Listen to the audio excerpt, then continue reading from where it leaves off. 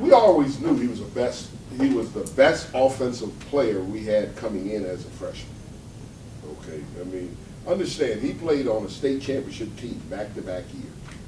Okay, now hear me, he played on a state championship team back-to-back. You got it?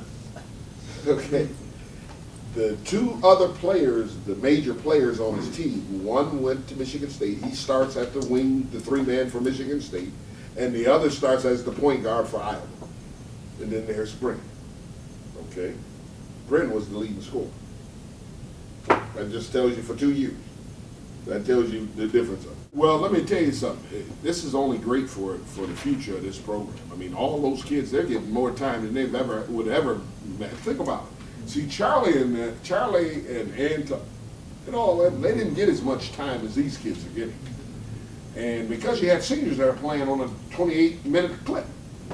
And now, you know, they're getting this time, and I mean, it's not like I can say, well, you're gonna get. I'm telling you, you got to at least play 15 minutes to 20 minutes for us to feel the time missing. Marlon was rebounding really hard. When I put him at that 4 spot, he gets the rebounds. The other one that can help us in that category, I think, is I'm gonna have to go to the guards. The guards got to help us. For us to go into that, what was that, the Ball State game, we were really prepared and we could do some things because I had time to work with the young kids.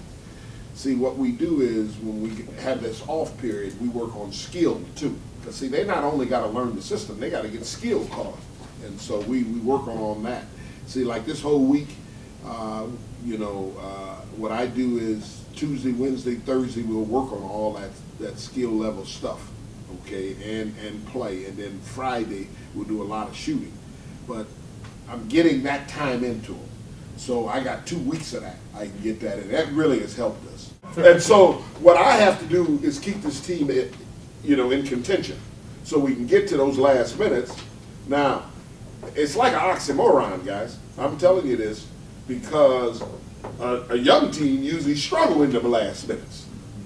We're embracing those last minutes because of the numbers we have, and we can control it more in those last minutes.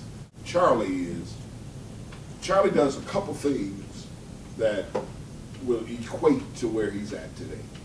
One, he puts in the time. He puts in twice the time of everybody else shooting the basketball. So eventually it's got to pay off, if you get what I'm saying. And I felt bad for him last year because it didn't pay off for him last year, and that was more so out of anxiety. When he came in the game, the pressures and all that. So he was a little bit what I call paralyzed last year because, he was dealing with a lot of issues. This year, he's got more confidence in himself, and he knows that this team needs him to do that. Plus, he's put in the time. And when you put in the time, it comes over.